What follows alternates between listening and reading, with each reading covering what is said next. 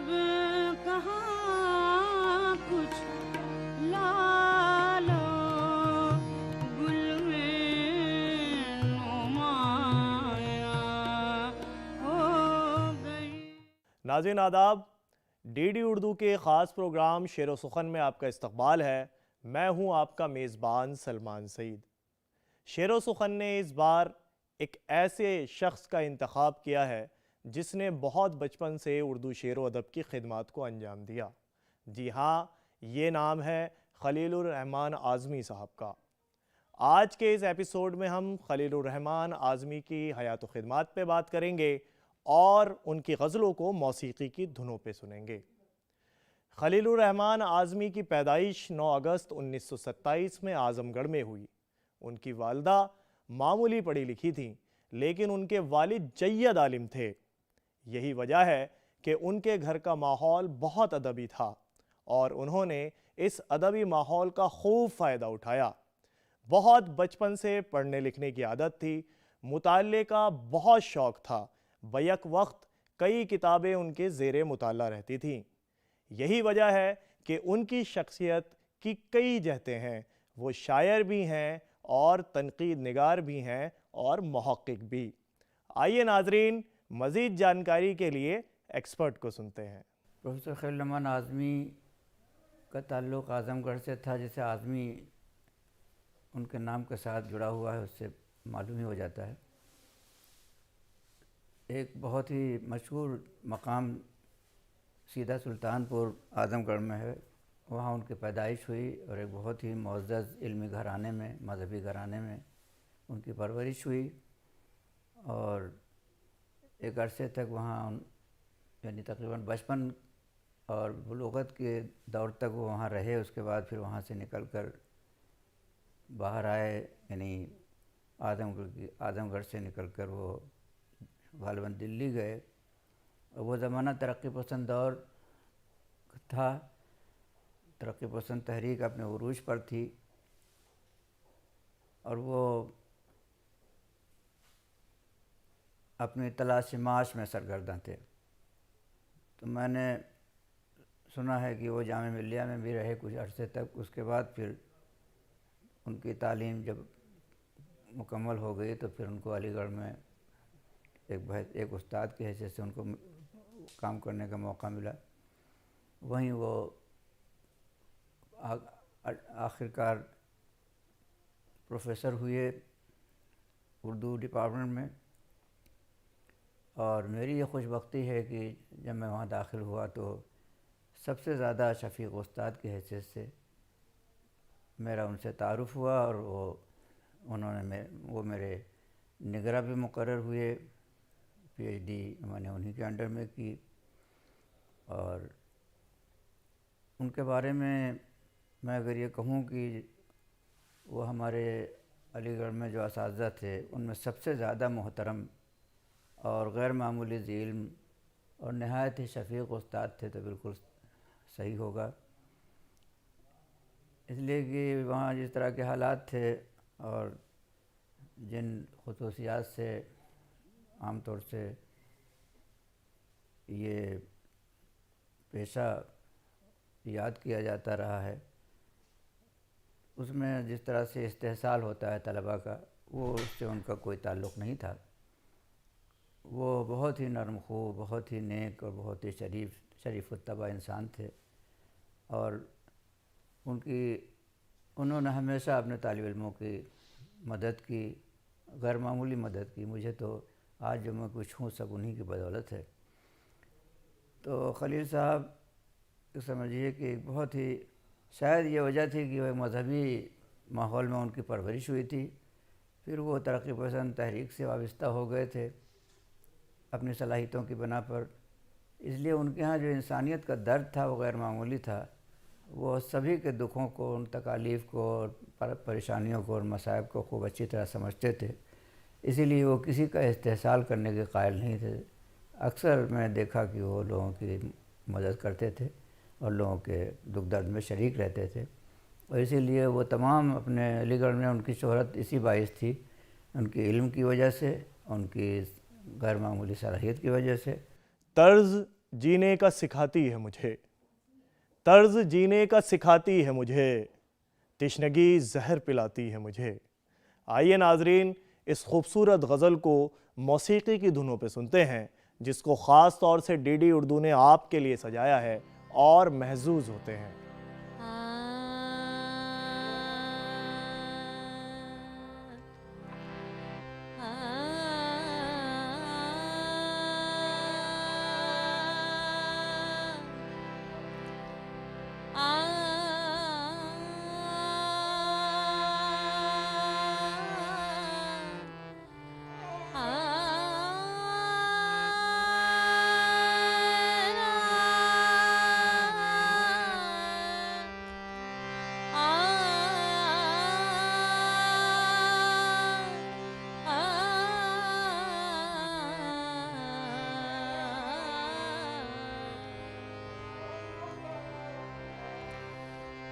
तर्ज जीने का सिखाती है मुझे,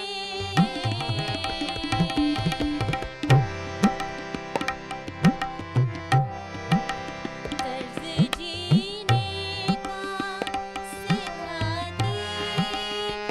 मुझे, तर्ज जीने का सिखाती तिश्नगी ज़हर पिलाती है मुझे, तर्ज जीने का सिखाती है मुझे, तर्ज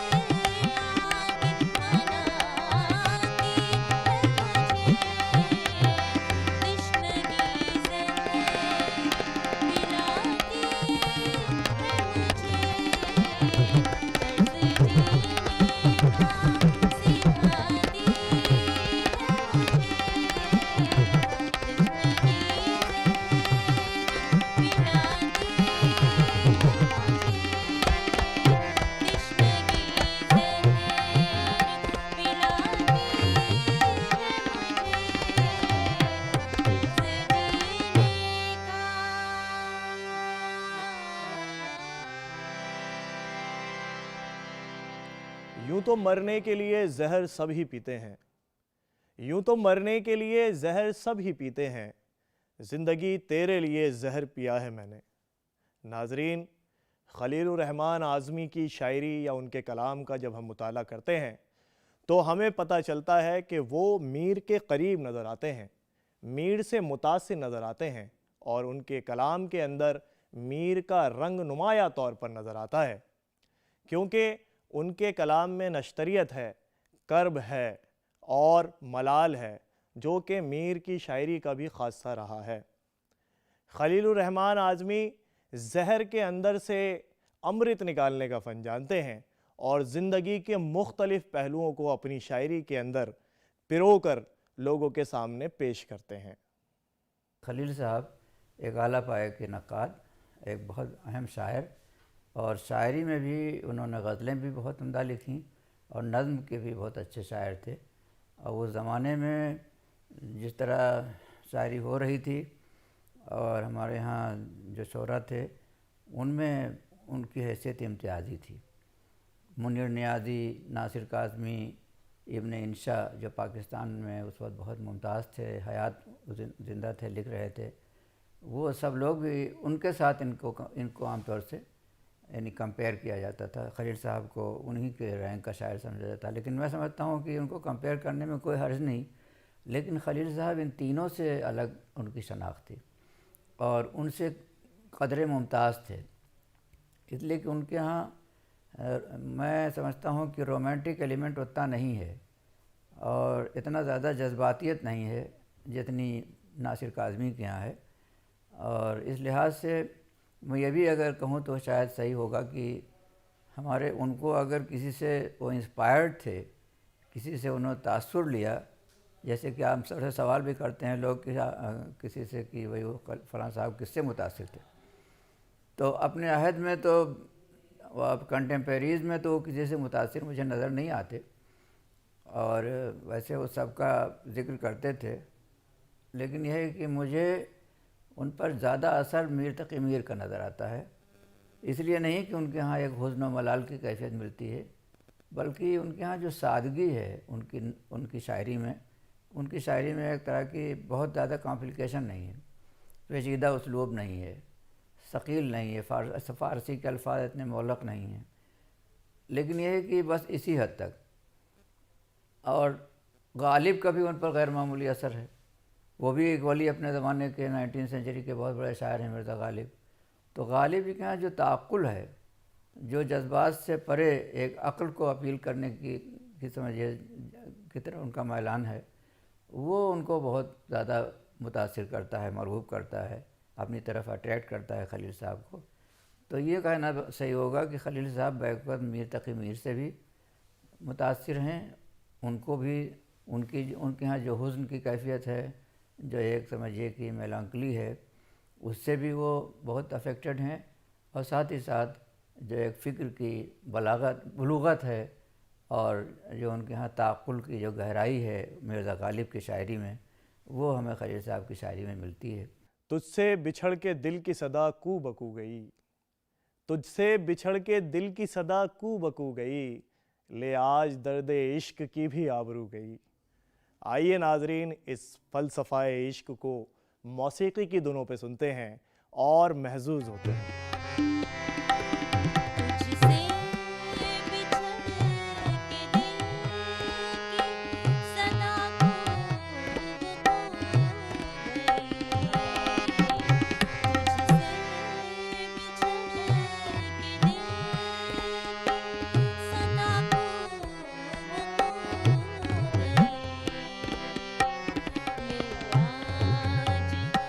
आज दर्द इश्क की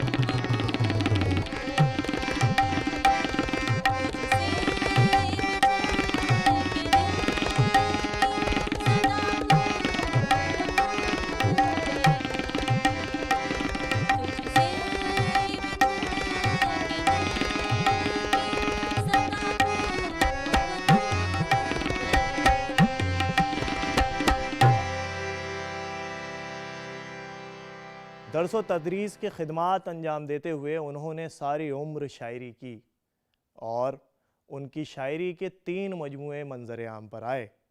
शायरी के अलावा क्योंकि खलीलुर रहमान आज़मी तनकीद निगार भी थे, इसलिए उनकी तनकीद के 2 मजमूए मंजर आम पर आए और उन्हें बहुत से इनाम और एजाज़ से नवाजा गया। हमारे जो मशक़ी माख़ज़ हैं उनसे जो कुछ चीज़ें आई थी, हमारी रवायत का हिस्सा बनी थी, उनसे उनकी बड़ी गैर मामूली वाक़फ़ियत थी और उन पर इतना कम काम हुआ था, इतनी कम तवज्जो दी गई थी कि खलील साहब को बहुत रंज था। इसलिए कि अंग्रेज़ों ने यही तो किया। अहले मग़रिब ने जब यहाँ वो हुक्मरान थे तो उन्होंने यही काम किया कि उन्होंने ये बताया कि यहाँ की जो रवायात हैं, यहाँ के जो ट्रेडिशंस हैं इल्मी अदबी, वो सब फ़रसूदा हैं, चाहे वो हिंदी के हों चाहे उर्दू के हों, सब के सब कोई उनमें उनकी कदर व कीमत नहीं है। तो उन्होंने ये तासुर दिया कि आपके पास जो कुछ है सब बेकार है, उसमें कुछ नहीं, ऐसा कुछ नहीं है कि जिससे आप इस्तिफ़ादा कर सकें, जिससे कोई फ़ायदा उठाया जा सके। ये सब दकियानूसी बातें हैं, बेकार बातें हैं और उस पर लोगों ने यकीन भी कर लिया। ज़्यादातर लोग दस्तबरदार हो गए और ज़्यादातर लोग अंग्रेज़ी पढ़ने के चक्कर में और अंग्रेज़ी अदबियात और अंग्रेज़ी नावल और अंग्रेज़ी समझिए कि फ़िल्मों का इतना गलबा हुआ और अंग्रेज़ी जो है अदब पर इतनी ज़्यादा यूरोप जाने का इतना समझिए कि लोगों के अंदर शौक़ पैदा हुआ। सब बातें अपनी जगह दुरुस्त, लेकिन यह है कि उन्होंने अपनी रवायत से एक तरह से बरगश्त, एक तरह से किनारा कश हो गए। तो खलील साहब इस बात को अच्छी तरह महसूस करते थे, जानते थे, लिहाजा उन्होंने उन्होंने फ़ोकस उनका रहा कि हम अपनी रवायत को असर नौ समझिए उसकी तजदीद करें, उस पर जो काम नहीं हुआ उस पर हम काम करें और उससे लोगों को वाकिफ़ कराएँ, ख़ुद वाकिफ़ हों पहले, उसके बाद अपने तलबा को और अपने समझिए कि क़ारीन को उस रवायत से जो बहुत ही समझिए काबिल क़दर है, जो बहुत ही कीमती और समझिए कि लायक़ एहतराम है, उससे लोगों को वाकिफ़ कराया जाए, बताया जाए कि हमारी ट्रेडिशंस क्या रही हैं अदबी और समझिए कि अदबी और वो जमालियाती।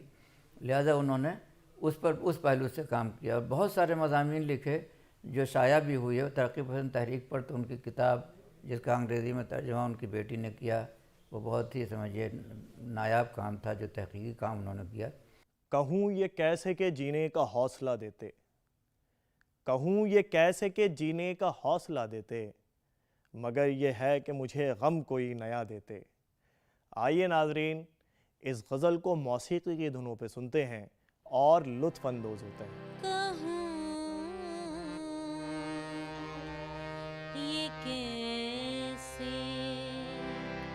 के जीने का हौसला देते।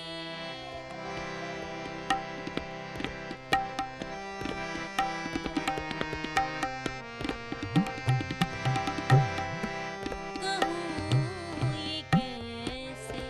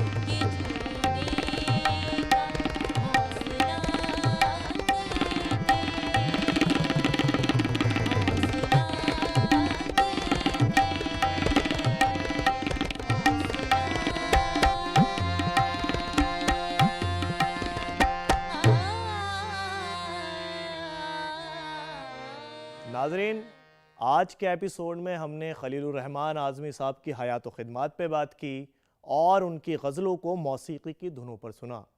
मुझे उम्मीद है आज का ये एपिसोड आपको बेहद पसंद आया होगा। अपनी कीमती राय से नवाजते रहें और अपने मेज़बान सलमान सईद को इजाज़त दें। खुदा हाफिज़।